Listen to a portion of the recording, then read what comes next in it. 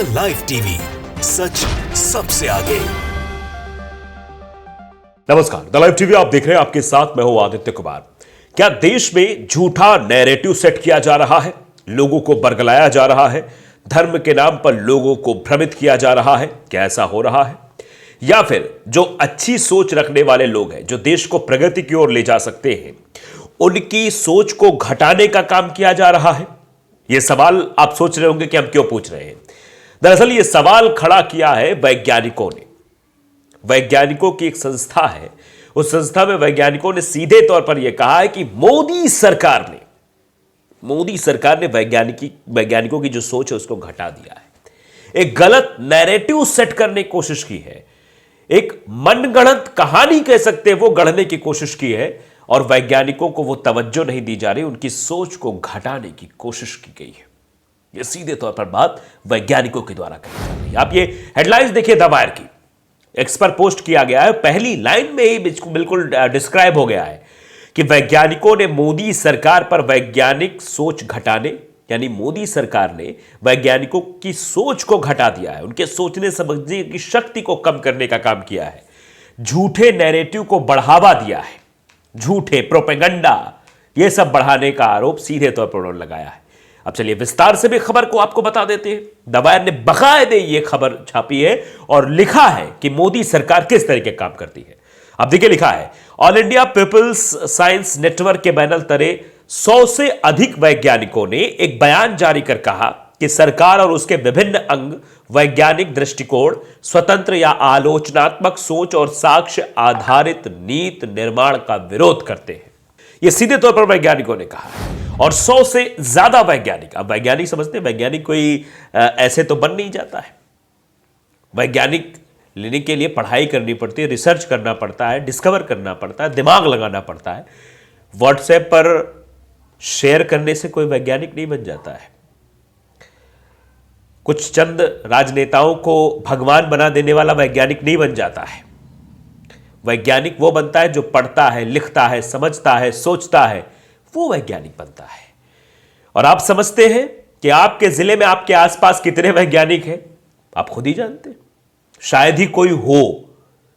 बहुत कम लोग वैज्ञानिक बन पाते हैं। क्यों?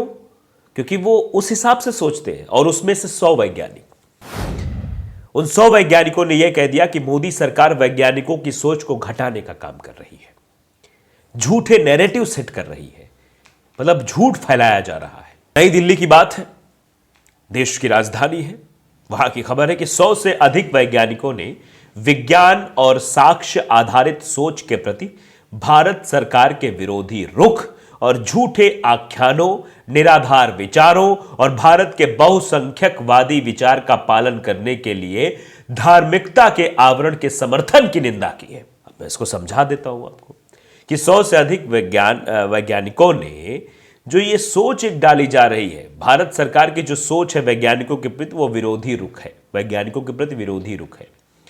झूठे आख्यान, झूठी चीजें प्रसारित की जाती वैज्ञानिकों के लिए, निराधार विचार, जिन विचारों को कोई मतलब नहीं होता, उन विचारों को प्रसारित किया जाता है।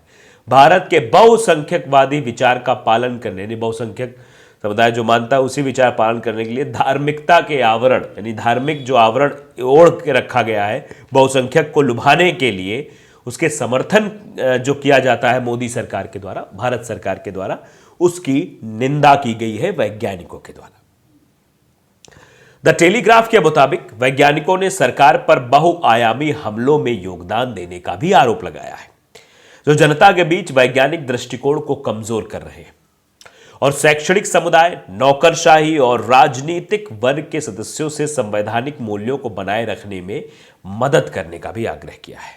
भारतीय संविधान में अपेक्षित है कि प्रत्येक नागरिक अपने अन्य मौलिक कर्तव्यों के साथ साथ वैज्ञानिक दृष्टिकोण, मानवतावाद तथा पूछताछ और सुधार की भावना विकसित करेगा।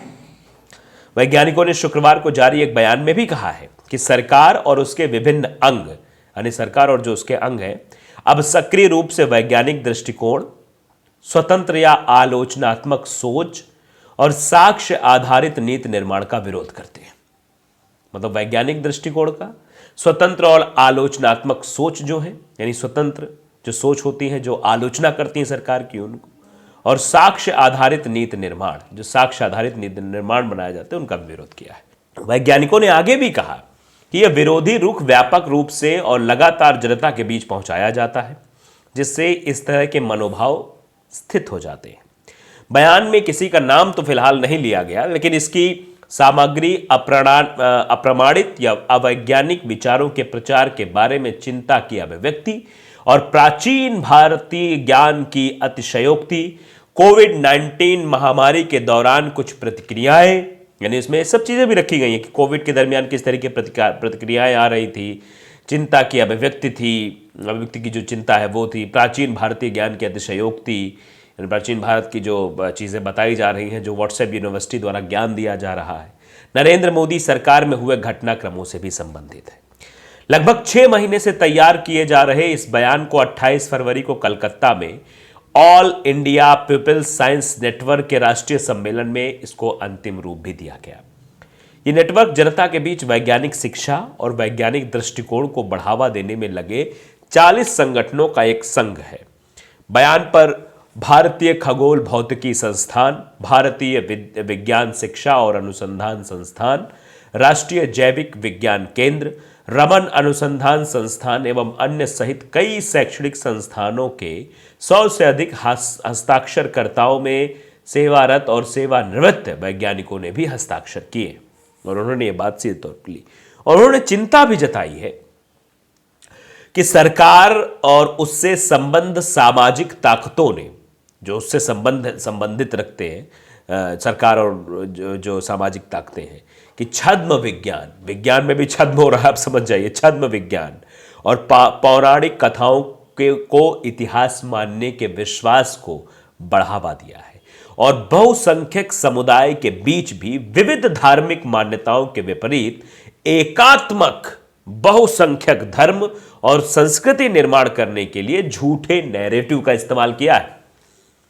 कि उसको बस यही चीज दिखानी है, यही जो वो देखना चाह रहा है, जो उसके अंदर नफरत पनपा सके वही उसे बताना है, उसी को शेयर करवाना है। वैज्ञानिकों ने आगे भी कहा कि अनुसंधान विकास के लिए सरकारी फंड जब सकल घरेलू उत्पाद के प्रतिशत के रूप में मापा जाता है, जो पहले से ही तुलनीय देशों से नीचे है, यह ऐतिहासिक न्यूनतम स्तर पर पहुंच गया है। इस चिंता के बीच इससे नए वैज्ञानिक ज्ञान पैदा करने की भारत की क्षमता पर प्रतिकूल प्रभाव भी पड़ सकता है। उन्होंने कहा कि सस्ते श्रम द्वारा घरेलू मांग पूरी करने को आत्मनिर्भरता के रूप में गलत तरीके से प्रस्तुत किया जाता है। इस प्रकार अनुसंधान और ज्ञान उत्पाद की आवश्यकता को कम करके आंका जाता है। वैज्ञानिकों ने सरकार पर विकास के आंकड़ों और विभिन्न वैश्विक रैंकिंग में भारत की स्थिति को भ्रामक आधारों पर चुनौती देने का भी आरोप लगाया है।